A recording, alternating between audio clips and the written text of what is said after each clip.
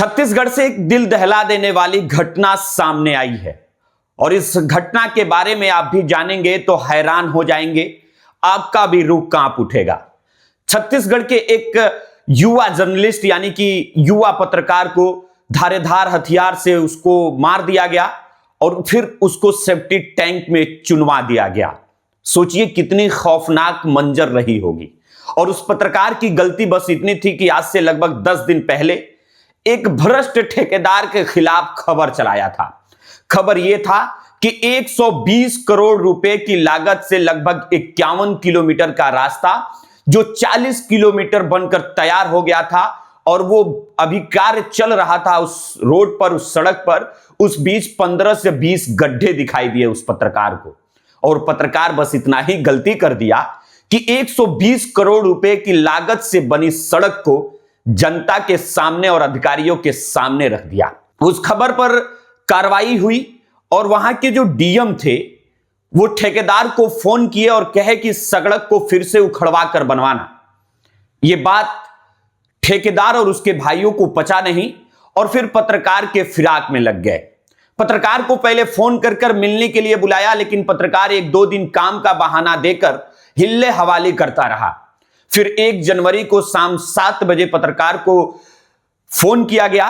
ठेकेदार का जो छोटा भाई था वो फोन किया और 7 साढ़े 7 बजे के करीब 1 जनवरी 2025 को पत्रकार मिलने गया और फिर उस पत्रकार को धारेदार हथियार से वार कर उसे मौत के घाट उतार दिया गया। और उस पत्रकार की लाश को ठिकाने लगाने के लिए सेफ्टी टैंक के अंदर उस बॉडी को डाल दिया गया और ऊपर से फिर उसको कंक्रीट से भर दिया गया। 4-5 दिनों तक वहां के स्थानीय पत्रकार अपने साथी पत्रकार मुकेश चंद्राकर को ढूंढ रहे थे, पुलिस में शिकायत किए थे, पुलिस भी ढूंढ रही थी। फिर एक दिन खबर आई कि ठेकेदार के घर पर उसके सेफ्टी टैंक में पत्रकार की डेड बॉडी पड़ी हुई है। अब सोचिए कितना खौफनाक मंजर।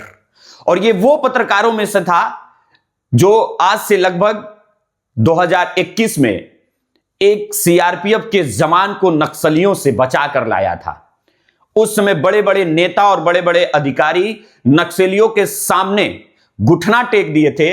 उस समय एक युवा पत्रकार के अंदर यह साहस हुआ और उस सीआरपीएफ को उस नक्सलियों के बीच से बचा कर लाया।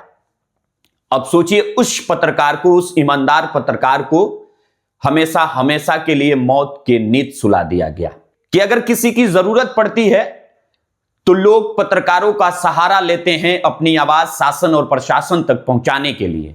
और जब वो पत्रकार भ्रष्ट नेता, भ्रष्ट अधिकारी और भ्रष्ट ठेकेदार के खिलाफ खबर चलाता है तो उसका अंजाम ये होता है।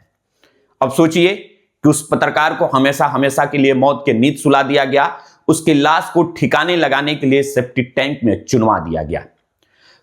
कल शाम छत्तीसगढ़ के मुख्यमंत्री सोशल मीडिया एक्स के जरिए उस पत्रकार के मौत पर दुख जताए हैं और कहे हैं कि जल्द से जल्द अपराधियों को गिरफ्तार कर कड़ी से कड़ी सजा देने का निर्देश दे दिया हूं। फिलहाल इस पूरे वीडियो को लेकर आपकी क्या प्रतिक्रिया है, कमेंट बॉक्स में हमें रखते हुए जाइएगा। वीडियो को शेयर करिएगा। बहुत बहुत धन्यवाद। जय हिंद।